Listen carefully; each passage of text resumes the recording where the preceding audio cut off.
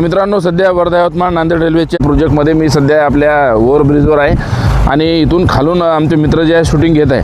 आता हे डिस्टन्सही जास्त असेल, परंतु आता खालून घेतल्यानंतर मी सध्या ज्या हाईटला आहे आणि इकडं आपला पुसदचा हा बायपास जातो आहे आणि या सगळ्या सिच्युएशनमध्ये आता पूर्ण या पुलाचं जे काम आहे मित्रांनो, तर ते आता आपल्याला 100% पूर्ण झालेलं दिसतं. आता हे मित्रांनो, तर तो आता आपल्याला सुरू झालेला दिसत आहे. तर ह्या सगळ्या सिच्युएशनमध्ये 285 किलोमीटरच्या या टप्प्यामध्ये आज आपण ही सिच्युएशन बघू शकतो मित्रांनो, की जो पुसद या साईडला जातो आहे रस्ता आणि एका साईडला हा दिग्रज जातो आहे आणि इकडून माझ्या डाव्या हाताला हा रस्ता मित्रांनो आता आपला मानोरा जातो आहे.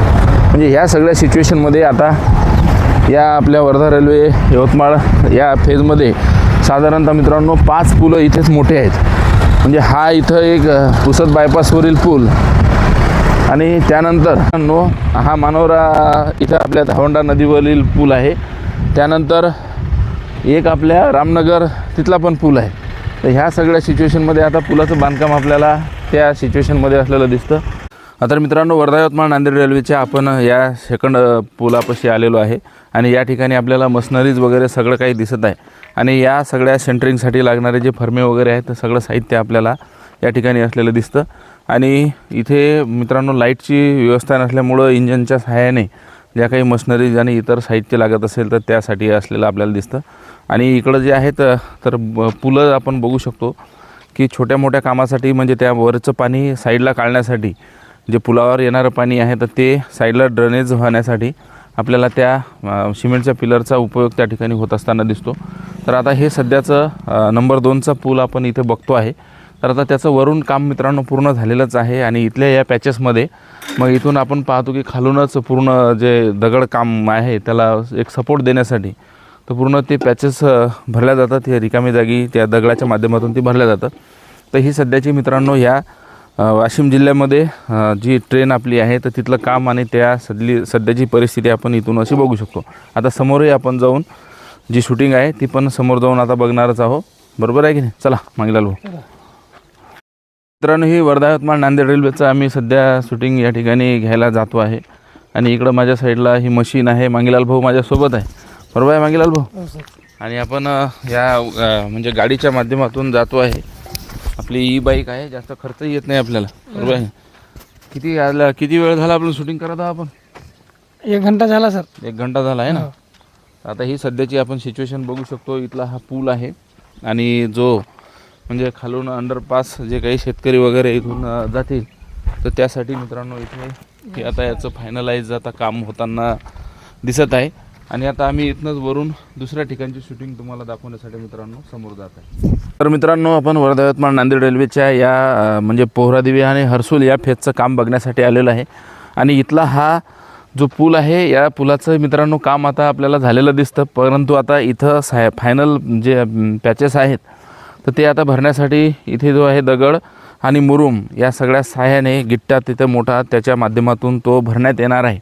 आणि इकडं जो आपल्याला हा पूल दिसतो आहे तर हा पूल मला वाटते वाईगोळ आणि गादेगाव रस्ता आहे ना.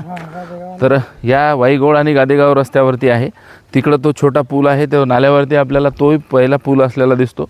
आणि इथनं हा मोठा रेल्वेचा पूल म्हणजे रेल्वे जात असताना इथे कुठल्याही पद्धतीनं डिस्टर्ब शेतकऱ्याला होणार नाही. आणि गादेगावलाही जाणारे जे शेतकरी आहेत किंवा इतर लोक आहेत तर त्यांनाही रेल्वे म्हणजे ही आता अत्याधुनिक असल्यामुळं इथे कुठलाही डिस्टर्ब यामध्ये आपल्याला होणार नाही आहे. तर ह्या सगळ्या सिच्युएशनमध्ये आता आपण तिकडलं जे काम आहे तर ते हर्सूलचं तर नेहमी मित्रांनो दाखवलंच आहे. परंतु हर्सूल आणि दिग्रस यामधलं जे काही आता सध्या आज आपण 12 ते 14 किलोमीटरची शूटिंग आपण घेतो आहे तर ह्या सध्या या सिच्युएशनमध्ये म्हणजे आता हे पुलं जे आहेत अंतिम पॅचेस भरल्यानंतर सगळे या ठिकाणी पूर्ण होताना आपल्याला दिसतीलच. आणि आता मग येत्या काही दिवसातच आपली जी प्रतीक्षा आहे तर त्या कामामधले जे सिच्युएशन आहे मित्रांनो ती आपल्याला त्या पद्धतीनं विकसित होताना दिसेल. आता मी तुम्हाला ह्या सगळ्या परिसरामधील आणखीन बऱ्याचशा बाबी दाखवतो. म्हणजे हा जो आपल्याला रस्ता दिसतो आहे तो गादेगावला जातो आहे आणि हे सगळं वाईगोरचं शेतशिवार आहे.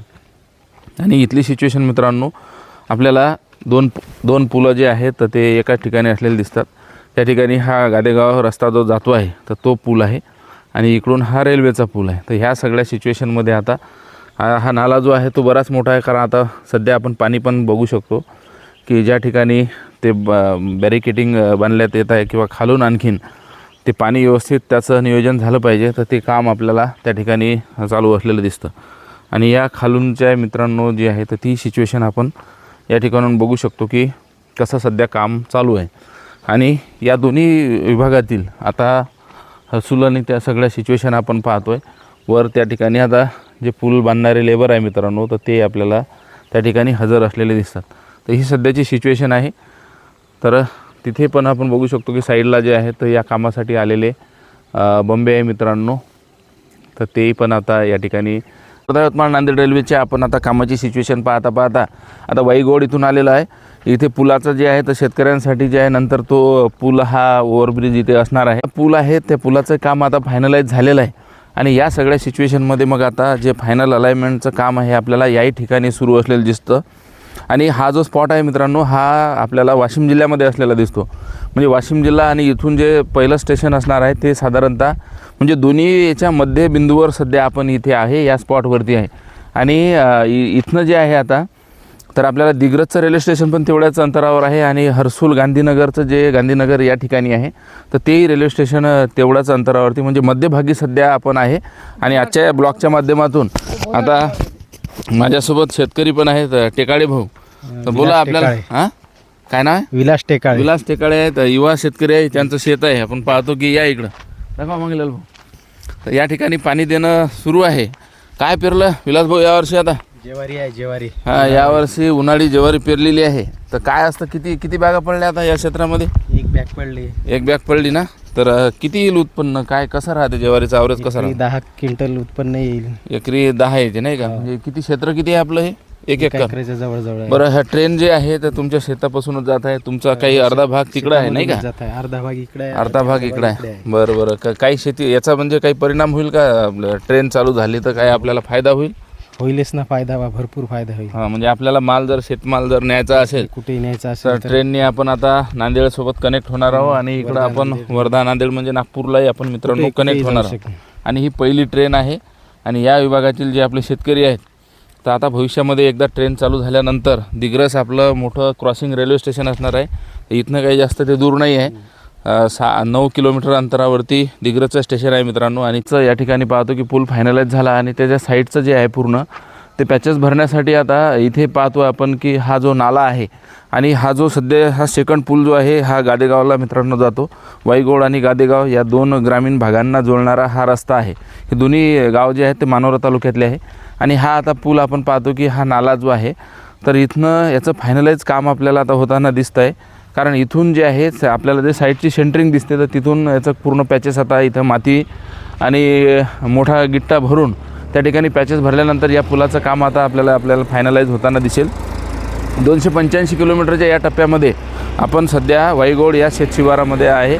आणि इथलं जे आपलं पुलाचं काम आहे मित्रांनो तर ते आता आपल्याला अंतिम टप्प्यावर असलेलं दिसतं. येत्या काही दिवसातच आपण या सगळ्या पुलाचं हे फायनलाइज झाल्यानंतर म्हणजे शिळोणा त्या भागातही आपण गेलो होतो, परंतु तिकडली कामाची सिच्युएशन आपल्याला वेगळी असलेली दिसते. परंतु या सध्याच्या परिस्थितीमध्ये आपण पाहतो इकडं की हा गादेगावला रोड जातो आहे. आणि हा इथे पूल पण आहे मित्रांनो. आणि हा सेकंड जो आहे तो रेल्वेचा पूल आहे. म्हणजे आपल्या पुलामध्ये आणि रेल्वेच्या पुलामध्ये हा जमीन आसमानचा फरक असतो.